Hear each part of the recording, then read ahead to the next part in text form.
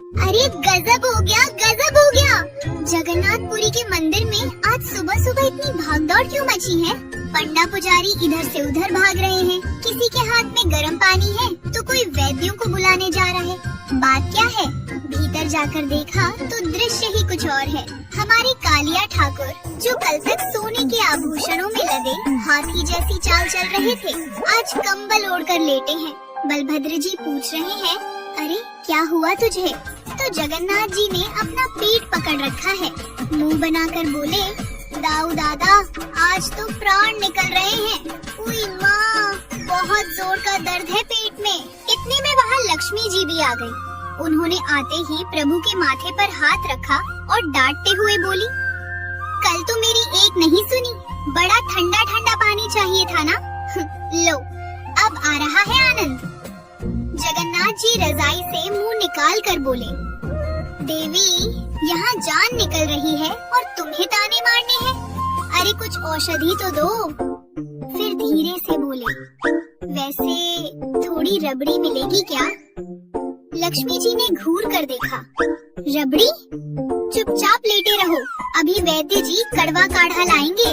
सुभद्रा जी दौड़ कर आई, भैया कल तो आप बड़े मजे से 108 घड़े ठंडे पानी से नहा रहे थे। मैंने मना भी किया था कि इतना मत नहाओ, सर्दी लग जाएगी, पर आप माने नहीं।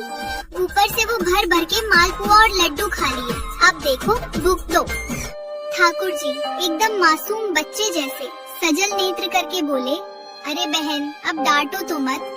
एक तो पेट में गुड़गुड़ हो रही है, ऊपर से तुम और जले पर नमक छिड़क रही हो। कुछ उपाय करो, नहीं तो तुम्हारा ये भाई आज नहीं बचेगा। अब सोचो, जो पूरे ब्रह्मांड का पालनहार है, जो दुनिया का पेट भरता है, आज वो खुद पेट दर्द से कराह रहा है। इसे ही कहते हैं लीला। अब ये हुआ कैसे?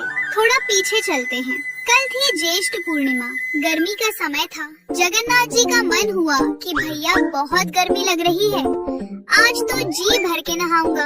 और हमारे ठाकुर जी तो हैं ही जिद्दी, एक बार जो ठान ली सो ठान ली। बैठ गए स्नान वेदी पर और सेवकों ने भी क्या किया, सुवासित जल, चंदन मिला हुआ पानी, एक नहीं दो नहीं, पूरे 108 घड़े।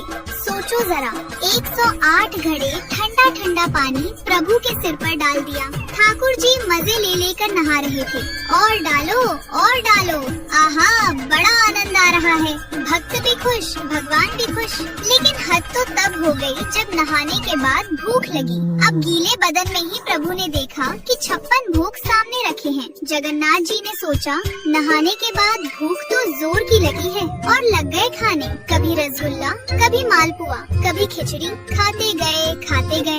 सेवकों ने भी प्रेम में खिलाते खिलाते ध्यान नहीं दिया कि छोटे से बालक का पेट है, फट जाएगा। और उसका नतीजा, आज सुबह भगवान को बहुत तेज बुखार और भयानक पेट दर्द है। मंदिर के मुख्य वैद्य राज वैद्य दौड़ते हुए आए, नब्ज पकड़ी। वैद्य जी बोले, प्रभु आपकी लीला आप ही जाने, नाड़ी तो बहुत तेज चल रही है, आपको अपच हो गया है और ठंड भी लग गई है। जगन्नाथ जी बोले, वैद्य काका वो सब छोड़ो, कोई मीठी सी दवाई दे दो, जल्दी ठीक हो जाऊं। मुझे अभी बाहर जाकर भक्तों को दर्शन भी देने हैं। वैद्य जी ने अपना बस्ता खोला और कड़वी सी जड़ी बूटी निकाली। बोले, नहीं सरकार, अब मीठा नहीं मिलेगा, बीमारी मीठा खाने से ही हुई है, अब तो कड़वा काढ़ा पीना पड़ेगा।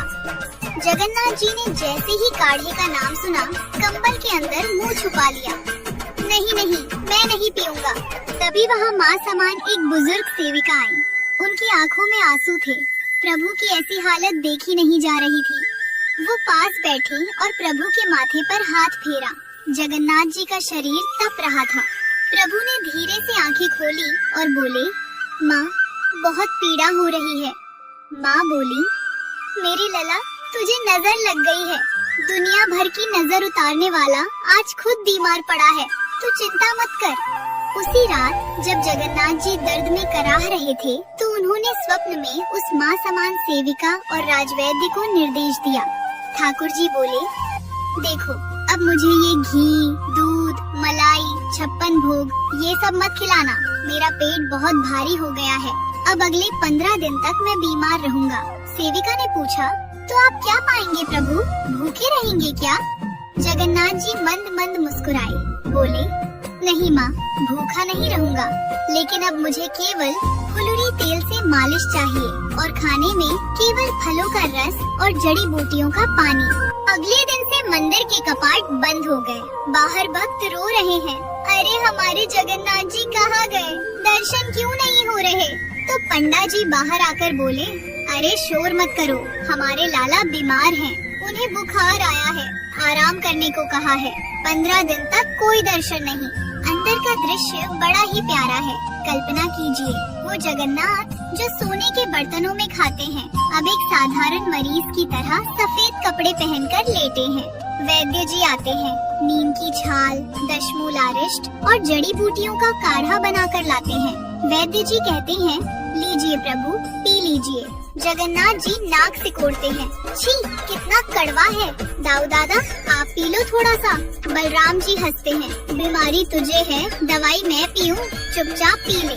और माँ यशोदा जैसे वो सेविका आती हैं, प्रभु को गोद में लिटाकर चम्मच से कड़वा काढ़ा पिलाती हैं। जैसे ही प्रभु काढ़ा पीते हैं, उनका मुंह कड़वा हो जाता है, तो तुरंत सेविका उन्हें थोड़ा सा चेना या फलों का रस दे देती है। 14 दिनों तक ये लीला चलती है। इसे ही उड़ीसा में अंतर घर की सेवा कहते हैं। इन दिनों में भगवान को कोई तुलसी नहीं चढ़ती, घंटी नहीं बजती, जोर से मंत्र नहीं बोले जाते। बिल्कुल वैसे ही जैसे हमारे घर में कोई बच्चा बीमार हो तो हम शांति रखते हैं। जगन्नाथ जी इस लीला से हमें क्या समझा रहे हैं? कभी सोचा है आपने? वो जगत के नाथ होकर भी बीमार क्यों पड़ते हैं? वो इसलिए ताकि हम भक्तों को ये महसूस हो कि वो कोई पत्थर की मूर्ति नहीं है, वो हमारे घर के सदस्य हैं। उन्हें भी सर्दी लगती है, उन्हें भी पेट दर्द होता है, उन्हें भी कड़वी दवाई पीनी पड़ती है।